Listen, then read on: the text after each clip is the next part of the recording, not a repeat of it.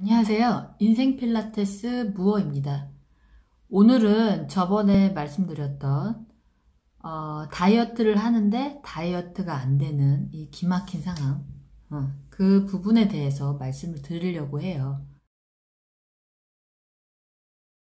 일단 제가 책을 쓰다가 멈칫했던 부분이 뭐였냐면은 다이어트를 성공하고도 원일 모른 질환이나 아니면 몸의 면역계가 손상이 된다던가 아니면 요요가 생긴다던가 어떤 거식증이나 어떤 식습관에 문제가 생긴다던가 아니면은 뭐 정신적인 어떤 문제로 굉장히 괴로움을 많이 받는다던가 뭐 이런 사례들을 이제 수집하고 그거를 정리하는 어떤 시점이었어요.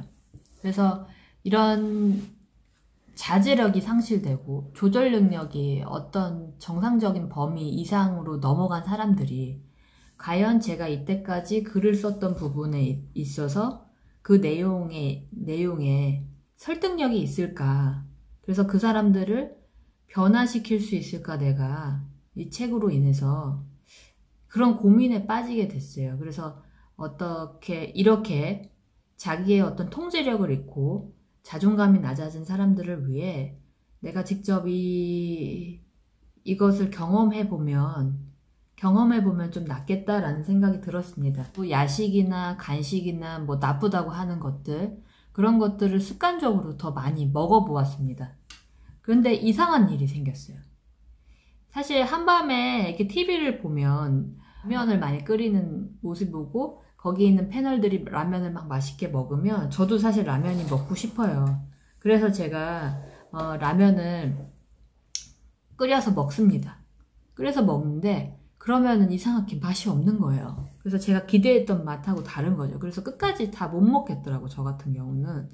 근데 그렇게 맛이 없던 것들이, 그러니까 실제로 맛있다고 환상이 있어서 실제로 먹어봤지만 내 입맛에 맞지 않는 그런 것들이 습관적으로 계속 먹다 보니까 굉장히 맛있게 느껴진다는 거예요. 그리고 계속 맛있게 느껴지고 계속 찾게 되고 계속 생각이 난다는 거죠. 그걸 먹지 않을 때. 뭐 예를 들면은 샐러드 같은 거 먹을 때도 저는 드레싱을 안 합니다.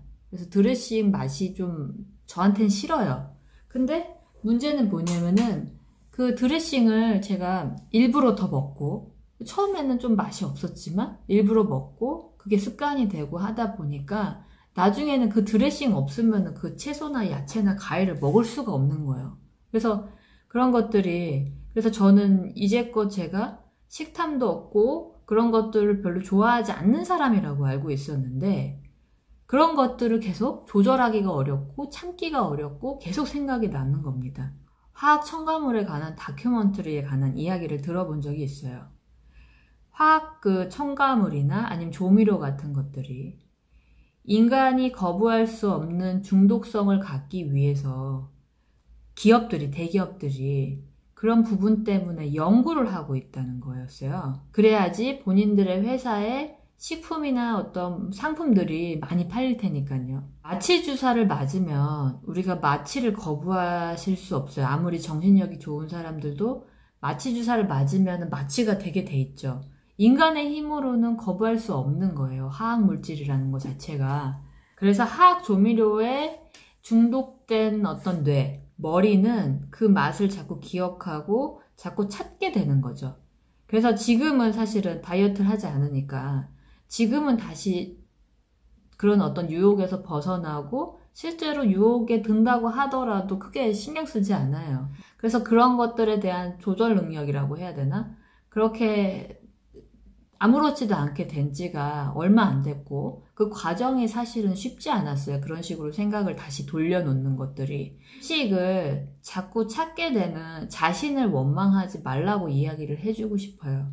화학물질, 화학 첨가물, 화학 조미료 이런 것들은 인스턴트 뭐 가공식품이나 인스턴트 식품에 거의 다 들어있습니다. 뭐 과자, 우리가 먹는 것들이 본인의 어떤 의지나 탐욕의 문제가 아니라는 거죠. 그런 것들에 대해서 중독이 되면 어쩔 수 없이 그렇게 될 수 있기 때문에 힘들어 하진 않았으면 좋겠어요. 스스로를 원망하고. 다이어트를 하게 되니까 약간 숫자에 자꾸 집착을 하게 되는 거예요. 아니면 결과에 자꾸 집착을 한다던가. 그리고 모든 일상의 모든 부분들이 다이어트에 연결돼 있고 거기에 포커스가 자꾸 맞춰 있는 거예요. 그래서 매일 운동을 하면 매일 운동을 하고 난 다음에 몸무게를 쟀어요. 다들 그렇게 하잖아요. 그렇죠? 그래서 조금이라도 또 결과가 기대에 못 미치면 자꾸 실망하게 되는 거예요. 제가 만약 오늘 몸무게를 쟀는데 결과가 안 좋았잖아요. 그러면 오늘 음식 먹기가 싫어요. 아예. 그러면 한 끼를 아예 굶는다던가 아니면 반대로 이렇게 내가 힘들게 하고 있는데 이게 배고프면서 하고 있는데 살이 안 빠지니까 에라 모르겠다 그냥 먹게 되는 거야. 아무거나. 그리고 그런 것들은 굉장히 자극적이고 평소에 먹지 말라는 거. 그래서 보통 보면은 말 안 듣는 친구들 보면 뭘 어떻게 해라 이러면 더 하기 싫잖아요. 그런 것처럼 막 못하니까 막 안절부절 생기는 거죠. 몸무게가 갑자기 줄지 않아요. 그쵸? 유동적으로 몇 그램씩 왔다 갔다 할 수는 있겠죠. 근데 그걸로 살이 빠졌다고 단정 짓긴 좀 어렵다는 말이에요. 그렇기 때문에 그렇게 되지 않는 걸 제가 알고 있음에도 불구하고 계속 그런 감정적 기복이 자꾸 생긴다는 거죠. 그런 것을 먹을 때마다 자꾸 살이 찔 거라는 생각이 드는 거예요. 제가 만약 예를 들어서 뭐 당근을 먹는다던가 아니면 야채를 먹는다. 이래도 먹으면 살찔 것 같은 느낌. 밥을 먹는다던가 뭐 라면을 먹는다던가 뭐 피자를 먹는다던가 아니면은 뭐 닭가슴살을 뭐 어떤 고기를 조금 더 평소보다 많이 먹었어요. 그러면 살찔 것 같은 약간 강박? 그리고 뭘 먹으면은 자꾸 죄책감이 들고 조금만 먹어야 된다는 생각이 저를 지배하게 되는 거예요. 근데 문제는 뭐냐면은 밥을 조금 먹잖아요. 그러면 배가 금방 고파요. 그러면은 허기진 상태로 그 다음에 뭘 먹으면 안 돼요. 왜냐면은 내가 지금 다이어트 중이니까 먹으면 안 되는 거야. 근데 계속 배가 고파. 그러니까 계속 뭔가를 갈구하게 되는 거야. 그럼 온통 생각이 그쪽으로 이제 가게 돼 있는 거죠. 그러면 뭘 하나 또 먹어요. 그런데 내가 다이어트 중인데. 그러면 또 후회가 밀려오고. 그러면서 이제 정신과 마음이 계속 공허해진 상태인 거죠. 하루 종일 배가 전혀 부르지 않은 상태. 한 번도 불러본 적이 없는 상태로 오늘 지나고 내일 지나고 그 다음날 지나고. 그게 너무 힘든 거예요. 이거는 먹은 것도 아니고 안 먹은 것도 아니고 계속 그런데도 불구하고 나에 대한 어떤 죄책감? 내가 제대로 하지 않고 있다라는 마음? 빨리 이거 다이어트 해가지고 누군가한테 보여줘야 되는데. 약간 이런 생각들 때문에 평소에 말도 안 된다고 생각했던 어떤 다이어트 방법도 시도해보고 싶고, 이런 이성적인 판단이 자꾸 멀어진다는 거죠. 그러면서 자기 확신이 없어지고 내 자신의 문제가 있는 것처럼 자꾸 느껴지더라는 거예요. 그 감정의 어떤 기복들이. 다이어트가 온 정신을 지배하면서 저는 아예 없는 거예요. 일상생활에. 이성적으로는 그게 너무나 됐는데 그동안은 그렇게 살아온 적이 한 번도 없는데 뭔가를 먹으면서 죄책감을 느껴본 적이 저는 한 번도 없거든요. 지금까지 이제 제 인생을 되돌아보면은 그 뭐 하나 쉽게 뭔가 지나간 게 없었던 것 같아요. 그래서 매 순간 시간과 노력과 육체적으로 그런 것들이 요구되는 게 굉장히 많았어요. 그래서 인생을 뭐라 그래야 되나? 너무 열심히 살았다고 그래야 되나? 너무 힘들게 살았다고 그래야 되나? 아무튼 근데 저는 그렇게 생각하지 않았거든요. 이게 너무 열심히 살고 너무 힘들게 살고 이런 생각을 아예 하지를 못했어요.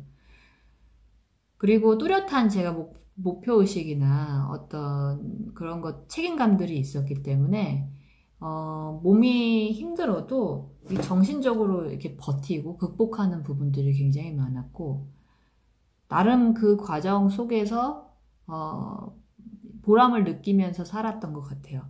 그런데 한 2년 전부터인가 제가 가지고 있던 어떤 삶의 어떤 태도나 가치관이 조금씩 지금까지 제가 살았던 부분들이 전부거나 다 맞는 건 아니겠구나 라는 생각이 들었고 제가 꿈꿔왔던 어떤 목표나 꿈들이 이게 과연 이룰 수 있는 것인가에 대한 어떤 한계성에 부딪히면서 굉장히 혼란스러운 시간들을 지금까지도 보내고 있어요.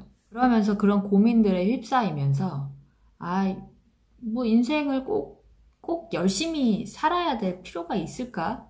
내가 그렇게까지 열심히 살았는데 그래서 너무 열심히 살아서 약간 억울한 느낌? 그런 느낌들이, 그런 마음들이 굉장히 많이 들더라고요. 그리고 내가 꿈꾸는 어떤 인간관계와 이 세상이 존재하지 않는다는 거에 대해서 제가 느끼게 되면서 허황된 꿈이구나. 내가 너무 이상적으로 세상을 바라보고 있었나? 라는 생각이 들더라고요. 그러니까 삶의 의욕이 이제 떨어지면서 그동안 이제 견뎌왔던 육체적인 어떤 소모가 버틸 수 없을 만큼 크게 느껴지는 거예요. 사실 평소에 다른 사람들보다 많이 일하고 많이 열심히 했어요. 근데 그게 그렇게 뭐 힘들긴 했지만 뭐 그냥 버텨낼 수 있을 정도였는데 지금은 못 버티겠는 거죠. 그러니까 아무렇지도 않게 이 정도는 할 수 있어 라고 버텨왔던 일들이 더 이상은 감당하기 힘든 일들이 된 거죠. 몸이 막 아프기 시작했어요. 제 자신 스스로 이렇게 챙기지 못했던 제 자신한테 너무 미안하고 이런 현실을 받아들여야 된다는 어떤 생각이 굉장히 제 마음을 슬프게 만들더라고요. 그래서 틈나는 대로 처음에 그런 너무 힘들다고 느끼는 걸 제가 딱 느낄 때쯤, 지각하게 될 때쯤에는 그거에 벗어나고 싶은데 벗어날 방법은 없으니까 잠을 많이 잤어요. 그래서 틈만 나는 대로 잠을 잤어요. 근데 문제는 뭐냐면 잠이 또 안 오는 거예요.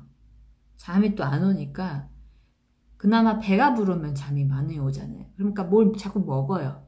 그리고 자는 거예요. 그러면은 이상한 꿈도 안 꾸고 내가 고민했던 부분들이 그 시간 안에는 나타나지 않으니까. 근데 그렇게 되면 또 밤에 잠이 안 오고 삶의 의욕이 없어지고, 그러니까 삶이 지루하게 느껴지고, 그러니까 삶의 의미가 없어지고, 그러면서도 저는 엄마로서, 오너로서 뭔가를 책임지고 있는 상황들이었잖아요. 그러니까 거기서는 제가 문제가 생기면 안 돼요. 주변 사람들은 인식하지 못하지만 제 몸은 눈치를 채더라고요. 그래서 몸이 기능하지 않기 시작했고, 근육이 쓰이지 않게끔, 근육이 자꾸 안 쓰이려고 하고, 움직이려고 들지 않고, 저의 어떤 몸의 모든 것들이 멈추려고 하는 것 같은 느낌이 들었어요. 책을 쓴다는 것 자체가 제가 그동안 살아왔던 어떤 부분에, 그동안은 책을 쓴 게 아니었으니까, 그동안에 살아온 어떤 부분에 있어서 삶의 다른 방향으로 살고 싶다. 그리고 다른 형태로 내 자신이나 내가 공부했던 것들을 표현해보고 싶다라는 어떤 지금을 벗어나고 싶은, 지금과는 조금 다른 무언가로 살고 싶다라는 욕구가 사실 있어서 책을 쓰기 시작한 거일지도 모르는데, 다이어트에 관한 책들을 쓰고 시도해본 것도 있지만, 사실은 그 전부터, 몇 년 전부터 제 몸이 조금씩 망가지고 있었던 거예요. 다이어트가 문제가 아닌 거죠. 제 삶이 문제였던 거예요. 다이어트에 의지를 불태우면 안 됩니다.